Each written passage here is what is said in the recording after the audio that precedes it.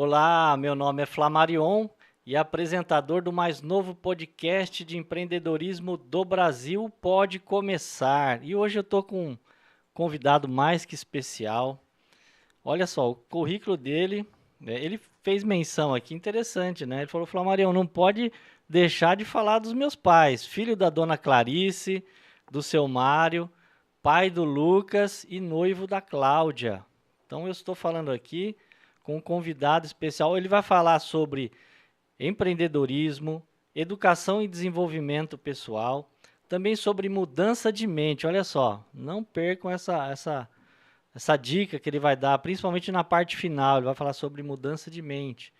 Estou aqui com César Prado. César, seja bem-vindo ao Pode Começar. Opa, bom dia primeiro a galera toda que acompanha o canal aqui do Pode Começar. É um prazerzaço estar aqui junto com esse amigo, acima de qualquer coisa, Flamarion. Obrigado pelo convite, obrigado por chamar aqui, tamo junto e vamos falar, vamos bater esse papo gostoso aqui e você que desenrola aí, cara. O que você falar, nós estamos conversando junto aqui. Vamos embora. Legal, César. Ó, você viu que o Pode Começar só vem fera, né? Você percebeu que no primeiro episódio nós trouxemos aqui a Sheila Limão, depois veio o Rogério Câmara e depois Luca Dyer, tá? Então, você que ainda não é inscrito em nosso canal, aproveita, tá? Inscreve no canal, dê seu joinha, compartilhe. Eu sempre falo, viu, César, que informação boa tem que ser repassada, tá? Então, hoje aqui nós estamos com o César. César, a primeira pergunta, sem muita delonga, vou fazer a primeira pergunta. Bora. Assim como a maioria dos empreendedores começam a trabalhar muito cedo, eu sei que você começou a trabalhar bem cedo, bem jovem. Conta para o nosso ouvinte como foi o seu início de carreira, como tudo começou, enfim. Conta para nós. Então, até tem tudo a ver com o nome do programa, né? Porque a gente tem que ter essa vontade de dar o primeiro passo. E é a parte mais difícil que eu falo, que a gente sabe, né? É sair da inércia. É dar esse primeiro passo. Porque até quando você vai empurrar um carro, né? Já empurrou carro na vida? Quem nunca, né, Flá?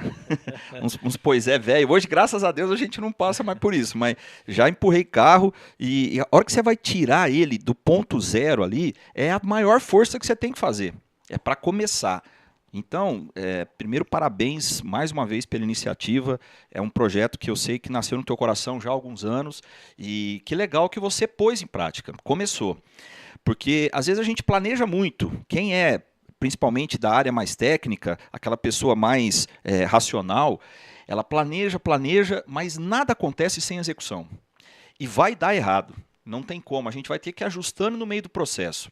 Então eu comecei a trabalhar assim com 15 anos, ajudando meu pai, na verdade 14 para 15 anos, ajudando meu pai num comércio que ele tinha, mas aí com 16 para 17, alguma coisa assim, eu fui trabalhar numa transportadora.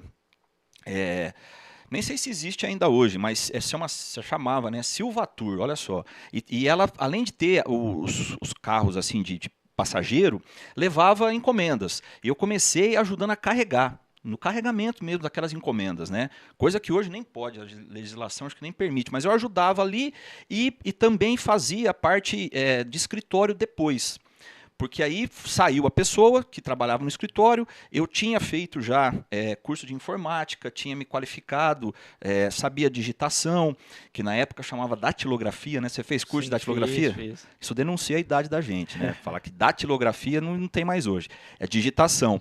Mas aí eu tinha isso e aí eu falei, mas um menino de 16 anos, o dono da empresa falou, não, mas será? Isso aí não é para você não, tem que ser alguém mais experiente e tal. Eu falei, me dá a oportunidade. Me dá a oportunidade que eu consigo fazer, porque eu já observava, eu já via a pessoa fazer, né? Então, a observação é sempre muito legal. Eu aprendi a dirigir olhando, sempre gostei de andar no ônibus do lado do motorista, né? Minha mãe brigava comigo, porque às vezes eu queria ficar em pé, mas eu queria ficar perto do motorista. Não sei, era uma coisa de criança mesmo. Eu, fascinado por ver o cara, como que ele pisava, como é que ele fazia. Aí eu sabia onde abria a porta, tal, né? Até um dia eu fui lá e abri a porta do ônibus, cara. Foi uma coisa, né? Aquela coisa de você não fazer o que não pode fazer, né? Eu queria abrir a porta do ônibus. Ainda era aquela de mecânica assim.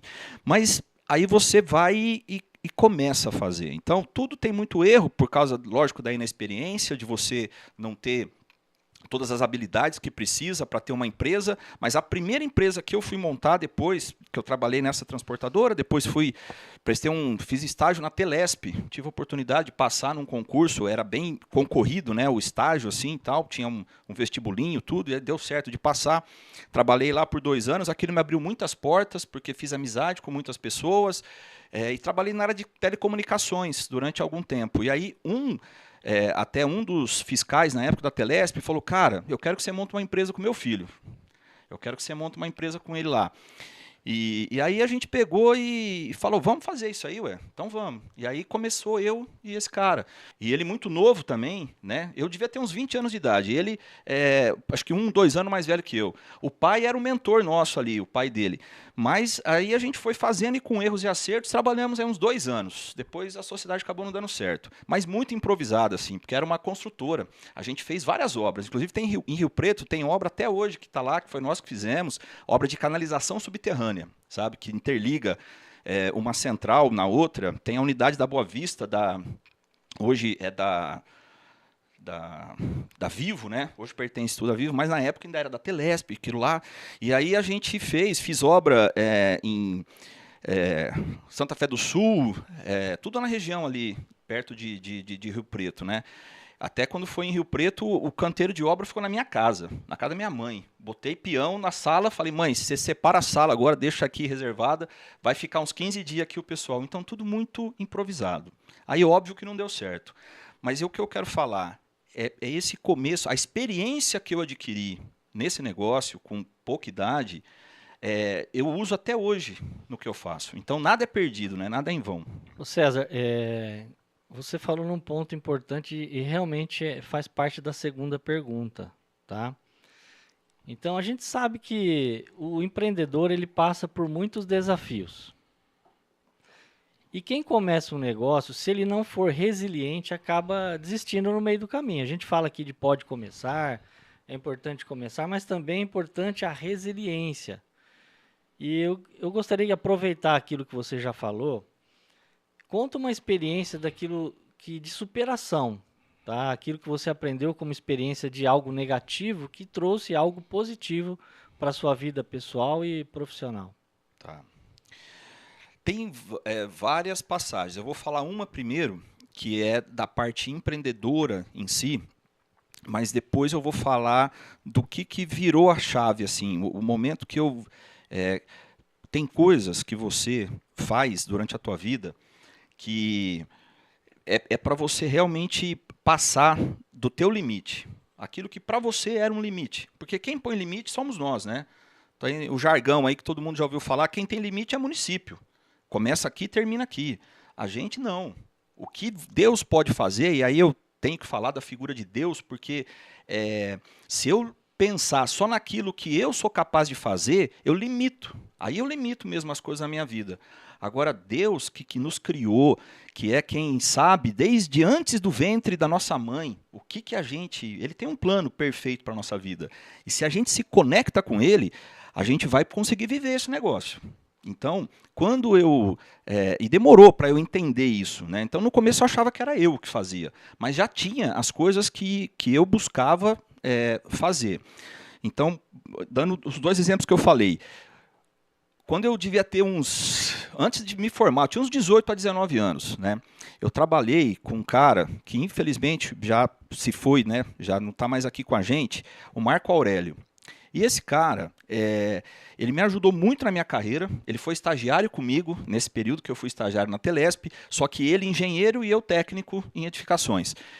E aí a gente fez amizade e tal, e ele era muito bom, e eu era um cara que me destacava ali entre os estagiários. Quando eu saí, eu pude escolher onde eu quis trabalhar, assim, abriram várias portas mesmo de trabalho. Aí eu fui para uma empresa de Rio Preto, que era onde eu morava na época, essa empresa precisava de um engenheiro, e eu fui e indiquei ele. Então eu acabei contratando meu chefe, né? Indiquei, fui na casa dele, falei com os pais, eu lembro que ele não estava, eu falei com os pais, depois na segunda, terceira tentativa que eu consegui falar com ele, deu tudo certo. Aí, futuramente, eu estava trabalhando com ele. Depois esse cara me ajudou muito. Eu fui para São Paulo por conta de uma indicação dele, e aí a vida transcorreu por outro caminho. Mas teve um episódio que eu quero destacar aqui para o programa. Eu estava no último ano de faculdade e eu tinha que entregar um programa. Eu fazia programação, processamento de dados, né? E aí foi a primeira faculdade, a faculdade que eu fiz, que eu me formei, né, em graduação. Depois eu fui fazer pós-graduação em administração, com ênfase em gestão de pessoas, que é o que eu atuo hoje. Mas eu fiz faculdade de processamento de dados antes. E eu tinha que entregar um projeto de COBOL. Olha só, nem existe mais pouca gente usa hoje, né, essa linguagem de programação, mas na época era muito utilizada. E eu cheguei chateado, ele me viu assim, mais pro fim de tarde, e falou, cara, o que você tem? Você não está bem. Eu falei, eu estou chateado mesmo hoje, porque pô, tem um projeto para entregar e tem que entregar amanhã cedo. O professor até esticou para entregar amanhã, logo cedo, mas eu não fiz, cara, e não vai dar. Ele falou, mas por que você não fez? Sobre o que é? Passei o que era. Ele falou, pô, dá para fazer, vamos fazer agora. Eu falei, cara, 6 horas da tarde, estava acabando o expediente, né? Ele falou, mano, que hora tem que entregar? 7 horas da manhã, e o professor falou, ele dava aula à noite pra gente. Ele falou, ó, amanhã eu tenho prova para a turma da manhã. Quem me entregar o projeto, eu tô dentro da sala dos professores até 1 minuto antes das 7, eu estou na sala dos professores até 6h59. Quem me entregar nesse horário, eu vou aceitar. Se eu pisar fora da sala dos professores, eu não aceito mais. Né? E o cara mega sistemático.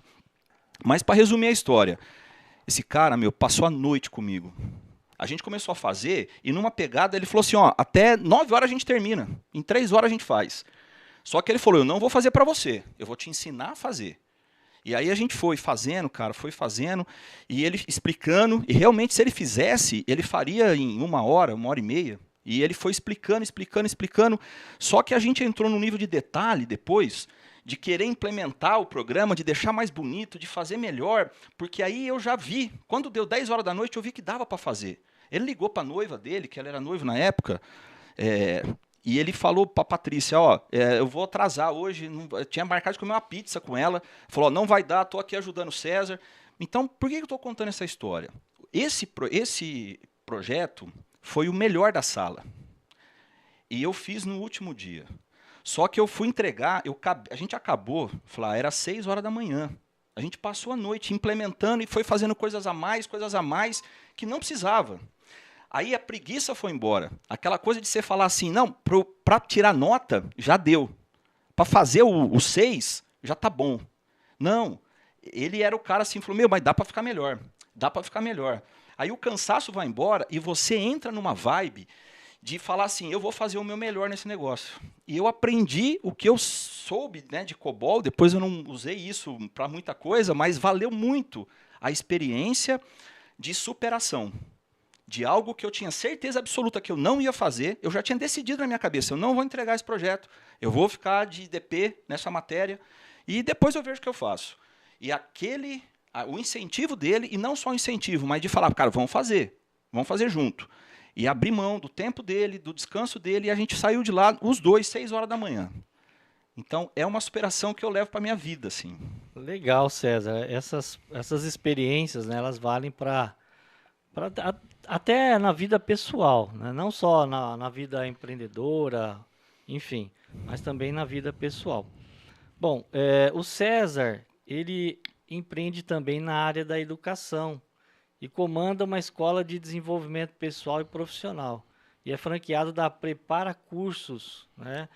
César, antes de eu falar, a gente vai dar um break, tá? A gente vai falar sobre a Prepara Cursos, as novidades, tá?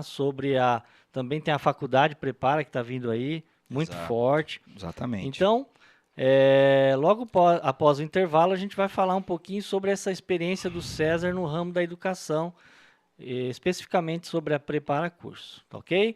Fique com a gente aí, tá bom? É rapidinho.